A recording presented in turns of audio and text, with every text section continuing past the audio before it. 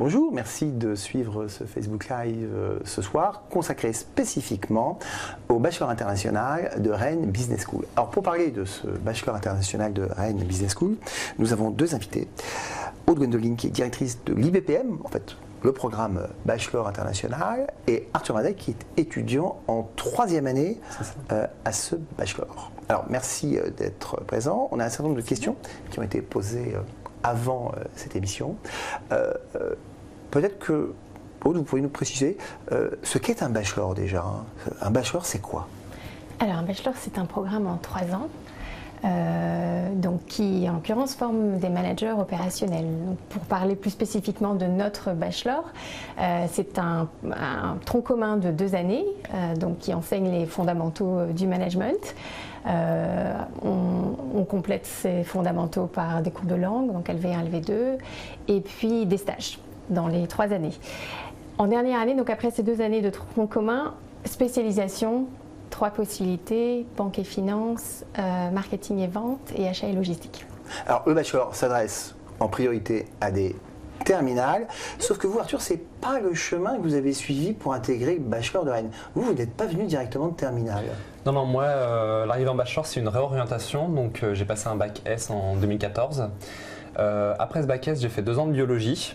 Pourquoi la biologie? Parce que c'est une passion que j'ai depuis tout petit en fait. Donc j'avais envie de suivre cette voie étudiante dans un premier temps, et c'est important pour moi en tout cas d'essayer de découvrir cet environnement-là. Je ne me suis pas trouvé d'avenir professionnel en biologie. Je m'épanouissais intellectuellement, mais je m'ennuyais dans l'avenir que pouvait m'offrir le domaine. Donc j'ai décidé de me réorienter vers le commerce. Pourquoi le commerce? Parce que j'avais porté des projets avant dans ma vie. J'avais été membre fondateur d'une asso quand j'étais au collège, et j'ai monté une autre association quand j'étais au lycée qui avait pour but de participer au 4L Trophy, donc un rallye raid étudiant. Manifestation assez connue dans le milieu étudiant. Ouais, plus gros événement étudiant d'Europe, co-organisé par le SCRN, donc Rennes School of Business. Donc j'ai pu y participer en 2015 et en 2016, et en fait cette gestion de projet, donc c'est-à-dire que c'est un budget aux alentours de 9 000 € à trouver, avec une gestion des sponsors, la préparation d'un véhicule, un calendrier qui dure à peu près 1 an d'organisation. Ça vous a donné le goût? Ouais, ça m'a donné des études de commerce, de marketing. Alors marketing, en tout cas la gestion de projet, au fait de porter, de créer, d'avoir une équipe et d'aller au bout de ce projet à moyen terme. Donc école de commerce. Pourquoi école de commerce? Parce que c'était la meilleure opportunité pour moi qui avait déjà 20 ans d'arriver directement à des stages rapidement, de ne pas me lancer dans une prépa alors que j'avais envie de pratiquer. Et donc ça m'a mené à arriver en bachelor. Mais alors, spécificité, c'est que vous étiez en bac plus 2 et vous avez redémarré avec au niveau bac plus 1. Alors qu'il est possible d'intégrer dans certains cas de figure la 3e année du bachelor avec un bac plus 2, mais il doit correspondre à des enseignements plutôt économiques. Absolument, oui, on accueille des étudiants en 3e année, donc une partie d'étudiants français issus de filières, donc DUT, BTS, avec une dominante. Une dominante commerciale, exactement. Et puis on accueille également des étudiants étrangers en 3e année. D'accord. Alors, on a eu plusieurs questions sur les conditions d'admission en bachelor pour un terminal qui souhaite intégrer le bachelor de Rennes, le bachelor international de Rennes. Ça se passe comment? Déjà, c'est dans Parcoursup. Oui, absolument. C'est dans Parcoursup, donc on s'inscrit. Ensuite, on passe le concours qui consiste en 3 épreuves, donc logique et raisonnement, entretien de motivation et épreuve d'anglais. C'est un concours ou un examen? Un concours. D'accord. C'est un concours. Les étudiants, au-delà de ces... Donc on a 4 dates de concours.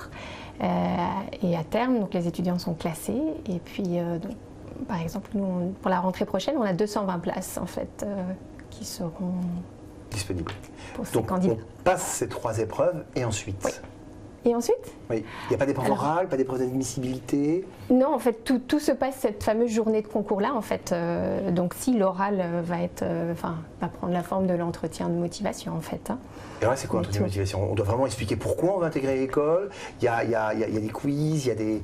Qu'est-ce qu'on essaie de tester finalement? On cherche des profils, en fait, à Rennes School of Business, majoritairement. Donc, on essaie d'aller chercher un petit peu dans la personnalité de l'étudiant. Il y a un portrait chinois, par exemple.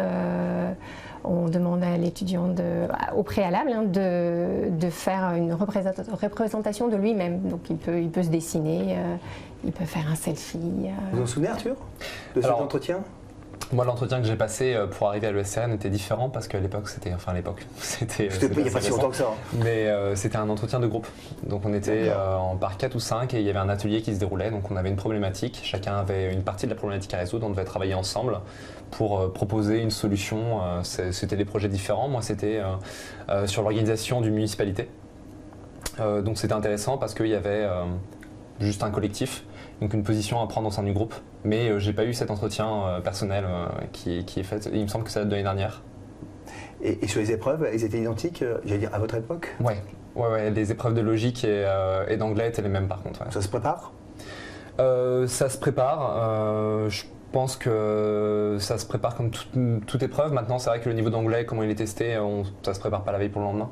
C'est un travail de longue haleine. J'avais pas un niveau incroyable en entrant, mais c'était pas déroutant, c'était quelque chose de correct. C'est l'épreuve de logique, c'était intéressant. Je pense que c'est une épreuve qui, avec une vision à long terme, peut permettre d'avoir un aperçu de ce qu'est un Taj-Maj.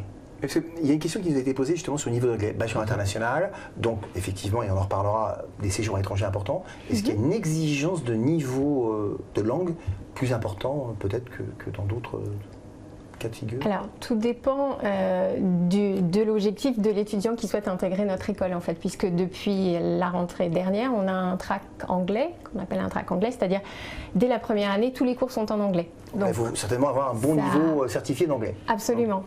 Pour ceux qui vont suivre le track qui n'est pas anglophone. Alors, on dit un niveau moyen de terminale. Un bon niveau, on n'a pas besoin d'être premier de sa classe en anglais et de maîtriser, d'être quasiment bilingue. Non. Alors, puisque c'est un bachelor international, sur les 3 ans de scolarité, il y a combien de temps, on va dire déjà, obligatoire à l'étranger? Et à côté de cette période obligatoire, en termes optionnels, ce qu'on peut rajouter? Alors, en 3e année, tout le monde part, donc au moins un semestre. Potentiellement 2. Avec possibilité de rapatrier ses crédits de l'université partenaire ou bien de sortir doublement diplômé, c'est-à-dire d'être diplômé de Rennes School of Business et de notre université partenaire. Donc il y a au moins un semestre, voire toute une année en 3e année. Après, il y a toujours la possibilité de faire un stage à l'international avant la 3e année, mais avec des exigences un petit peu plus strictes, notamment de validation du TOEIC, qui est notre test d'anglais. Alors vous Arthur, votre cheminement international, ça a été quoi? Moi, mon départ à international, je l'ai fait au semestre dernier, donc je suis parti en 2e année. En 3e année. En 3e année. Donc au semestre 5 finalement du programme. Donc je suis parti au Danemark pendant 4-5 mois. Je ne suis pas parti avant stage. Parce que le Danemark c'est un choix? Le Danemark c'est un choix, ouais. Le Danemark c'est un choix. Pourquoi? Parce qu'il y a une pédagogie qui est assez différente de la pédagogie qu'on peut trouver en France. Donc ça m'intéressait d'aller découvrir cette pédagogie, de changer un peu le système. Et donc de découvrir tout ça, et c'est aussi un pays qui simplement au niveau culturel m'avait toujours attiré, les pays scandinaves dans leur globalité, donc c'était l'occasion d'aller vraiment les découvrir et de voyager dans cette région du monde. Donc j'étais à Kolding au Danemark, qui n'est pas une ville et qui a une dimension incroyable, il me semble que c'est 60 000 habitants. Par contre, c'est une ville qui est extrêmement internationale parce que c'est une zone de logistique européenne qui est très importante, c'est l'entrée de la mer Baltique. Donc il y a une grosse quantité d'expatriés, d'étudiants internationaux, il y a 3 gros campus internationaux sur place, donc très intéressant pour progresser en langue et découvrir des profils différents. Donc ça, c'est ce semestre au Danemark et une autre expérience internationale sur... Alors pour l'instant, une autre expérience internationale, non. J'aurai l'opportunité, je pourrais là faire mon stage de fin d'études à l'international. Je n'en ai pas spécialement l'intention. Pourquoi? Pour des réalités financières en fait. Simplement, on a la chance en France d'avoir des stages qui sont rémunérés. C'est pas forcément le cas à l'étranger. Et donc c'est une réalité. Alors justement, il y a une question qui a été posée sur le coût des études et on vous demande, est-ce que l'international vient se rajouter au coût que l'on doit prévoir d'origine? C'est-à-dire le fait de partir à l'étranger, bon, il y a forcément des coûts d'avion, de déplacement, mais est-ce qu'il y a des frais de scolarité supplémentaires qui se rajoutent? Absolument pas. Non, non. Avec nos 260 universités partenaires, il n'y a pas de... Voilà, on a des accords et nos étudiants ne paient pas plus, ils ne repaient pas de frais de scolarité une fois qu'ils sont dans l'université partenaire. Ce qui peut changer, voilà, c'est besoin d'acheter des livres, par exemple. Évidemment, il y a la contrainte du logement et du billet d'avion, mais c'est tout. Perrine vous demande si elle peut partir en Australie dans le cadre des partenariats que vous avez. Tout à fait. Ouais. Et alors, est-ce qu'il existe un rang de classement, c'est-à-dire que finalement, on va dire les universités, les destinations les plus demandées, voilà, en fait, c'est en fonction de vos résultats? Oui. Effectivement, dès la première année, on va commencer à établir un classement de notre promotion. Et en deuxième année, qui est en fait le moment où ils font leur choix, donc ils vont faire 9 vœux d'université partenaire, 9 vœux d'échange. Et ils vont effectivement, plus ils seront hauts dans le classement, plus ils auront de chance d'avoir leur premier ou leur deuxième choix. Tout à fait. Est-ce qu'on peut faire votre bachelor en alternance? Alors non, mais c'est en discussion. Donc, discussion pour la saison prochaine. Absolument. Une possibilité qui pourrait s'ouvrir. C'est à l'ordre du jour. Arthur, pour vous, vous avez parlé de votre expérience internationale. On vous demande ce que vous souhaitez faire à l'issue de votre bachelor. Et ça, c'est vrai que c'est une question qui se pose après une formation de 3 ans. Après, puisque c'est une formation assez complète, on fait quoi? On entre sur le marché du travail, mais est-ce que sur l'international, un bac plus 3 ça suffit ou est-ce qu'on fait un bac plus 5? Dans votre cas, Arthur, votre choix, c'est? Moi, j'ai choisi de m'orienter vers un master spécialisé en entrepreneuriat et innovation. Donc, je reste à Rennes School of Business et je le fais en double diplôme avec l'INSA, une école d'ingénieurs. Donc, ce qui pourra me permettre aussi de découvrir d'autres profils, d'autres chemins universitaires avec des camarades qui ne viendront pas du bachelor. Maintenant, pour avoir une moyenne dans ma promo, les gens continuent en grande majorité. Choisissent soit de s'orienter vers un programme grande école en restant à l'ESCRN ou en choisissant de passer un concours passerelle ou autre pour s'ouvrir à plus de choix. La possibilité du master spécialisé est envisagée par beaucoup d'élèves parce que ça permet justement d'aller se spécialiser après un tronc qui est assez général sur 3 ans. Et donc on a eu l'opportunité au cours des stages en bachelor avant de savoir un petit peu ce qui nous plaît, ce qui ne nous plaît pas, et donc de s'orienter, de construire son projet et derrière d'aller appuyer ça avec un master spécialisé. Alors, c'est une question qui est posée, qui nous demande si le bachelor est connu des entreprises et sur le fait qu'il y a un doute sur le fait que les entreprises recrutent à bac plus 3 des profils internationaux. Alors oui, le bachelor est connu des entreprises de plus en plus, et puis à l'intérieur de Rennes School of Business, on a un service qui est dédié à nos relations avec des entreprises. La question, c'est si l'étudiant part à l'international, est-ce qu'il y a une reconnaissance? Un bachelor est suffisant aujourd'hui pour faire une carrière à l'international. Est-ce qu'il ne faut pas avoir un bac plus 5 finalement? On a des étudiants, alors je pense que c'est mon avis personnel, mais je pense que au contraire, bac plus 4, bac plus 15, bac plus 5, c'est une spécificité très française. Enfin, moi, arrivant d'Amérique du Nord, où au contraire, il y a beaucoup d'étudiants qui s'intègrent sur le marché du travail à bac plus 3. Donc je pense qu'au contraire, si l'étudiant souhaite partir à l'international, un bac plus 3 est tout à fait, se suffit à soi, et derrière un stage à l'étranger, ça peut tout à fait être un beau tremplin. J'ai une question qui n'a pas forcément de rapport avec le bachelor, et on voit le logo derrière vous, qui est une question sur la baseline de l'école, Unframed Thinking. Vous me pardonnerez si je n'ai pas l'accent. Et on vous dit, mais concrètement, ça veut dire quoi? Concrètement, ça veut dire quoi? Eh bien, donc, frame en anglais, c'est cadre. En fait, l'idée, c'est de sortir des cadres, des moules, et de miser beaucoup sur l'innovation, le dynamisme. Il n'est plus question de repousser les frontières, c'est de les abolir. Donc, en fait, c'est notre stratégie à Rennes School of Business. Nous sommes au balbutiement, mais voilà, l'idée, c'est vraiment de sortir du cadre et de miser sur l'innovation, que ce soit en termes de pédagogie, que ce soit en termes de partenariat au niveau de la recherche avec les entreprises. Bon, c'est clair. Juste avant l'émission, Arthur, on discutait de vos études et vous m'expliquiez que vous étiez à l'université de Nantes, si je ne dis pas de bêtises, en biologie. Tout à fait. Et je vous pose la question, mais bon, vous étiez à Nantes, pourquoi vous avez choisi un bachelor à Rennes? Donc oui, Rennes, c'était un choix du cœur. Et on ne va pas parler des autres écoles. Oui, non, j'ai fait plusieurs visites de campus, plusieurs concours dans différentes écoles. Rennes, c'est une école que je connaissais au préalable avec le Cataltrophy. Maintenant, c'était pas un élément qui me poussait à intégrer spécialement cette école, mais c'est quelque chose qui est une alchimie en fait. Enfin, ça s'est bien passé le jour du concours. J'ai senti une atmosphère bienveillante et intéressante. C'est ce qui m'a poussé à choisir le SCRN, et pour être tout à fait honnête, c'est pas spécialement l'école que je pensais intégrer avant de la rencontrer réellement. Maintenant, la décision de rester sur Nantes ou pas, j'avais une envie d'aller découvrir une autre ville aussi. D'accord. Ouais, Rennes Belleville étudiante. Oui, c'est sûr. Le campus. Le campus est quasiment neuf et très agréable à vivre. Je pense que là-dessus, le meilleur argument, c'est de venir le découvrir. Mais non, on a un cadre d'études qui est vraiment agréable. Il y a une question qui s'est posée sur les capacités de logement par peut-être un futur étudiant qui explique qu'il habite loin. Alors, on fait comment pour se loger à Rennes? Il y a un campus avec une résidence étudiante? Oui, il y a une résidence étudiante, mais qui est quand même majoritairement réservée à nos étudiants internationaux, en fait, qui sont très nombreux, puisque voilà, les chiffres de la CGE, c'est en moyenne 23% d'étudiants internationaux dans les grandes écoles. Nous, on en a 53. À Rennes School of Business, donc il faut les loger. Bon, après, il y a le Crous, on a quand même, on accompagne les étudiants à ce niveau-là, mais bon. Et Rennes est très abordable en termes de logement, c'est pas Paris ou même Bordeaux, ça reste très abordable. On a une question sur l'appartenance finalement aux diplômés.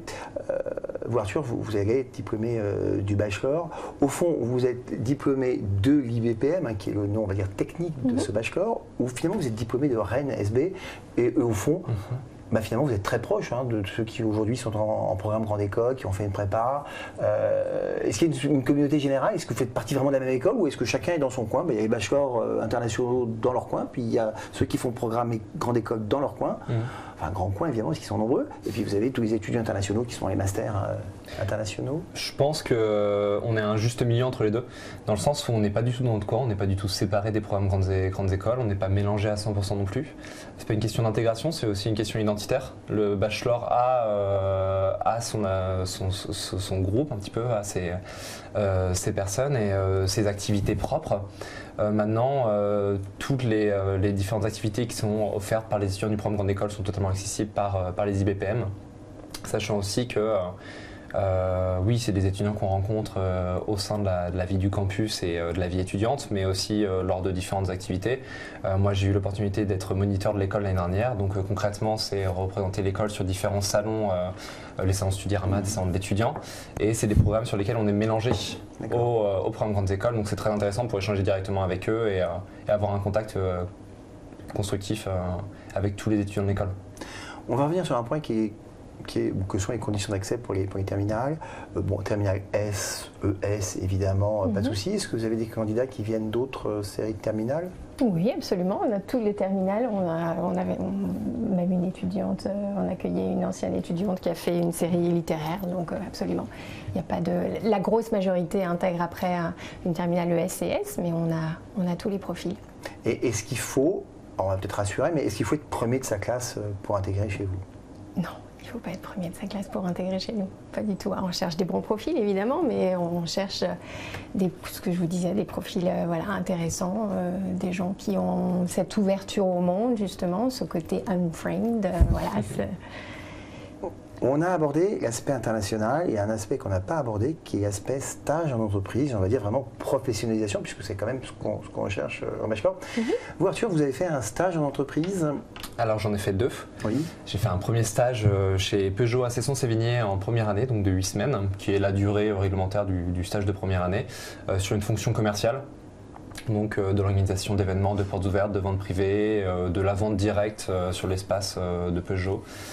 C'était une expérience intéressante parce que c'est vraiment découvrir la fonction commerciale dans un premier temps, et de toute façon c'est la volonté en première année au niveau du stage d'aller vendre quel produit que ce soit ou quel service, mais de mettre un peu les mains dans le cambouis. Alors, en deuxième année, j'ai été 5 mois responsable marketing chez OpenGo, donc qui est une start-up qui propose des solutions de stationnement à Paris, dans d'autres villes en France et à l'international. Donc sur un stage plus long, plus responsabilisant et avec une mobilité aussi. Donc c'est pas des parties internationales, mais c'est aussi découvrir une autre ville et un autre environnement. Et ces stages, vous les avez trouvés comment? Grâce à l'école, ou c'est vous qui avez dû faire toute une démarche de recherche? Alors on va dire que sur l'environnement rennais, trouver des stages, les stages de 8 semaines en début d'année du bachelor sont connus par les entreprises et régulièrement ils accueillent un étudiant chaque année. Donc il y a un environnement qui fait que c'est pas compliqué de se placer sur un stage, du moins à Rennes en première année. En deuxième année, j'ai eu l'opportunité de trouver un stage via l'école, donc via un salon où différentes entreprises se rendent sur le campus et viennent au contact des étudiants. C'est pas celui que j'ai choisi. Maintenant, le nom de l'école fonctionne parfaitement bien pour du moins avoir un entretien et après aller chercher le stage. Mais on peut faire son stage à l'international. Tout à fait. Oui, il y a des petites choses à valider avant de partir, mais on peut tout à fait faire son stage à Et alors, l'international. ça représente quoi en proportion des étudiants qui font un stage à l'international? Alors, je dirais à peu près un tiers environ. Il reste quand même majoritairement.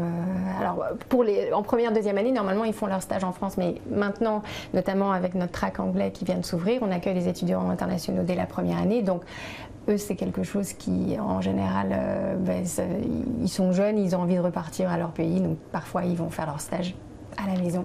Votre track anglophone accueille des étudiants français quand même? Absolument, oui, Il y a quelle en motivation majorité, de en ces- fait.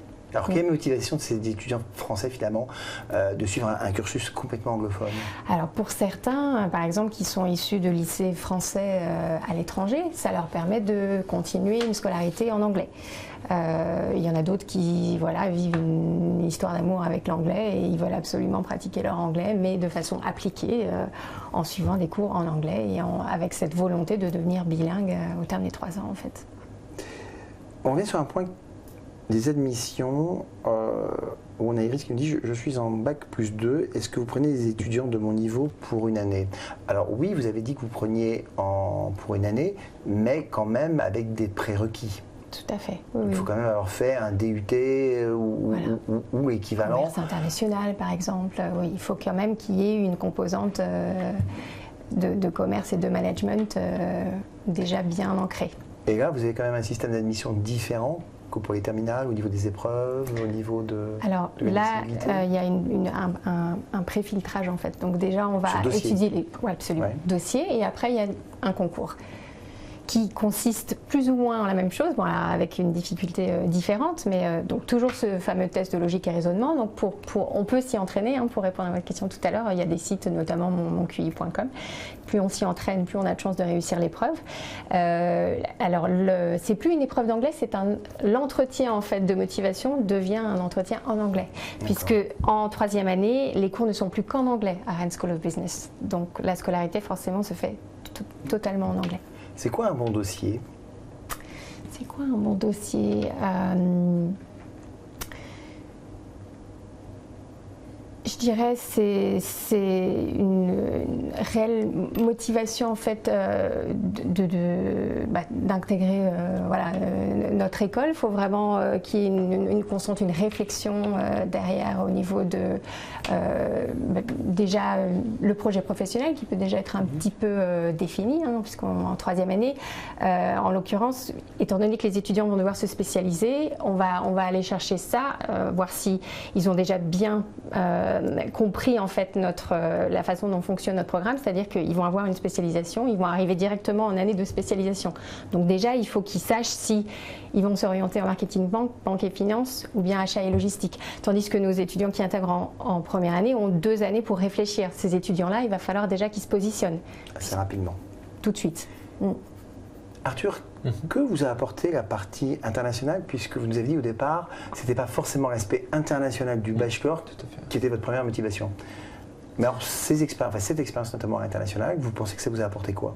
Ça m'a simplement apporté un niveau d'anglais confortable. Et l'important de partir, moi j'ai eu la chance de partir seul. Donc il y a beaucoup de gens qui vont partir en binôme ou à 3 ou à 4 dans les différentes destinations qui sont proposées. Je suis parti seul et le gros intérêt c'est juste de pratiquer son anglais tous les jours avec différentes nationalités et de au moins casser ce mur un peu de la peur de parler anglais, de s'exprimer en anglais et d'arriver à être confortable dans une autre langue. Donc pour moi, c'est un peu sortir sa zone de confort, d'arriver sur un bachelor qui était donc à 30% enseigné en anglais en première année, 70% en deuxième, 100% en troisième. Et ça m'a permis de progresser, c'est indéniable, et j'ai pu valider mon TOEIC confortablement à l'issue de mon échange à l'étranger. Et alors, comment ça se passe concrètement un échange? On fait quoi? On suit des cours, on est passif, il y a quand même un contrôle, on garde contact avec son école, ou on est complètement livré à soi-même pendant 6 mois, puis on fait un peu ce qu'on veut, Alors, on y va, on n'y va pas. On n'est pas livré à soi-même, l'école nous accompagne sur le départ et reste à disposition si on a des questions pendant l'échange. Mais sur place, ça se passe comment dans l'université d'échange? Sur place, on a aussi un accueil avec l'université partenaire qui a l'habitude d'avoir des étudiants de l'ESCRN qui arrivent. Donc il y a différents programmes et vu la quantité de destinations, c'est peut-être pas forcément représentatif, moi ce que je peux évoquer de mon expérience, mais au préalable j'ai eu une personne référente dans l'école d'accueil pour m'aider à trouver un logement, pour me donner quelques conseils avant l'arrivée. Après sur place il y a une vie évidemment étudiante, une vie sur le campus, une association Erasmus. Donc c'est une partie de vie étudiante comme on peut avoir à Rennes, on va en cours, on a des examens. Ah ouais, il y a des examens, il y a donc un suivi pédagogique. Tout à fait, et de toute manière on est quand même là pour valider un semestre. Donc évidemment il y a des crédits à valider et il y a des examens. Maintenant il y a aussi une opportunité de voyager, c'est sûr, et l'idée c'est de découvrir le monde un maximum tant qu'on est dans cette partie. Et donc de profiter de chaque week-end, de chaque petite période de repos pour aller être curieux aux alentours. Ah, c'est vrai que vous êtes au Danemark, c'est quand même l'Europe. Mais quand on va plus loin, en Chine, en Australie, ça se passe comment pour valider ces examens, pour le suivi pédagogique, être sûr que finalement pendant 4 mois vous ne faites pas du tourisme finalement? C'est une question que les parents peuvent se poser. Alors il faut préciser que en fait, donc, comme les étudiants partent en 3e année, ils sont sur leur année de spécialisation. C'est-à-dire que déjà, au niveau de l'offre de cours de l'université partenaire, ils sont limités. Ils vont devoir choisir des cours et suivre des cours en rapport avec leur spécialisation. C'est aussi pour ça qu'ont été choisis les universités. Absolument, tout à fait. Ensuite, ils rapatrient leurs crédits, c'est-à-dire qu'ils doivent rentrer avec des crédits de l'université partenaire. Ils ne peuvent pas rentrer sans crédit. Donc c'est important d'être assidu, d'assister aux cours, mais en plus de valider les modules. Et puis il y a un suivi pédagogique à distance? Oui, tout à fait. On a un pôle mobilité qui est très très dynamique avec en fait du personnel qui est rattaché par zone géographique en fait. Donc il y a un suivi quand même très très rapproché avec tous nos étudiants en amont, pendant et puis après. Alors il y a beaucoup de bachelors qui existent. Enfin, quasiment toutes les grandes écoles françaises aujourd'hui font des bachelors. À votre avis, le bachelor que vous proposez va s'adresser plutôt à quel type d'étudiant ou à quel type de terminal par rapport à un terminal qui dit moi, je vais faire une école de commerce avec un bac plus 3. Votre bachelor va plutôt s'adresser à quel type de terminal? Celui qui veut vraiment donner une orientation internationale, très internationale à son cursus, celui qui veut passer beaucoup de temps à l'étranger, celui qui aime les langues, qui a envie de se mélanger avec d'autres cultures parce que vous avez un campus très international.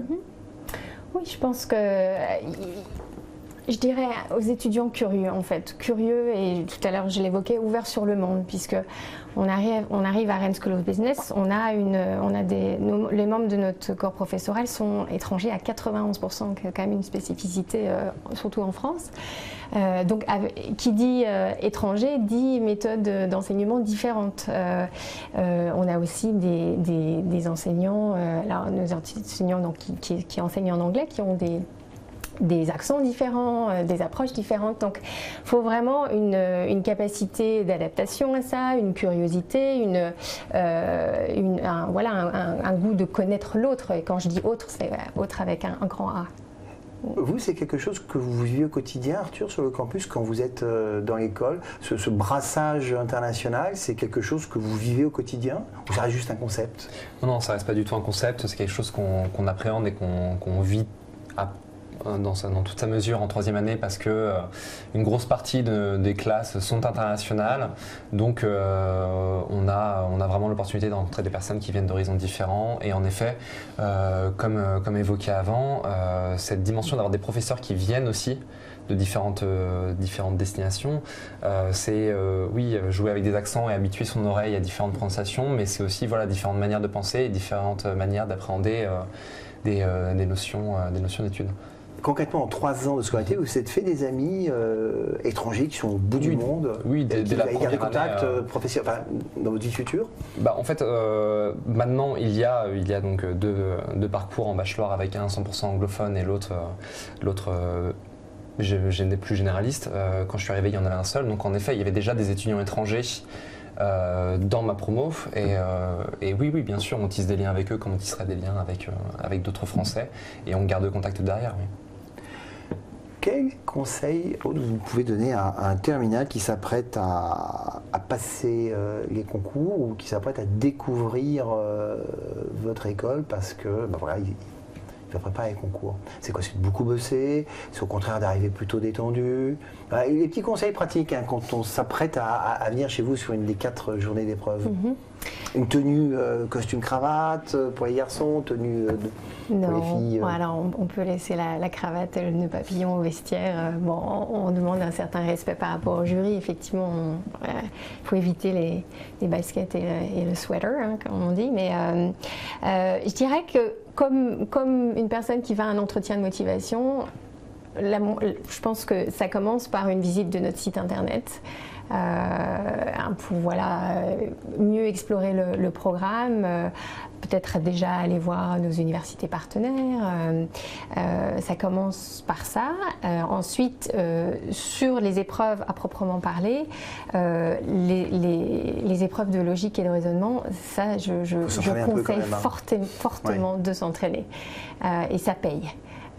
Donc, il faut s'y entraîner absolument. L'anglais, c'est majoritairement de la grammaire. En fait, vous avez dit niveau correct de terminale. Absolument, oui, tout à fait. Il ne faut pas être premier de classe en anglais. Les tests, si on n'a pas l'habitude, il faut les faire. C'est pas quelque chose de court en terminale quand même, hein, ces tests. Non, c'est des tests un petit peu spécifiques, mais je suis sûre qu'on peut s'y entraîner aussi en tapant en test TOEIC. Et puis surtout, de rester naturel, d'être spontané, de ne pas jouer de rôle et d'être soi-même en entretien de motivation.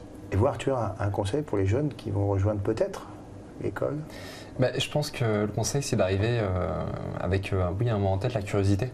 C'est d'arriver avec un projet, avec une idée, savoir pourquoi on est là aujourd'hui, mais de rester ouvert et de tirer profit de toutes les opportunités qui sont dispensées par l'école. Eh bien, ce live touche à sa fin. Merci d'avoir répondu aux questions qui vous ont été posées. Merci. Et à bientôt pour d'autres Facebook Live. Merci.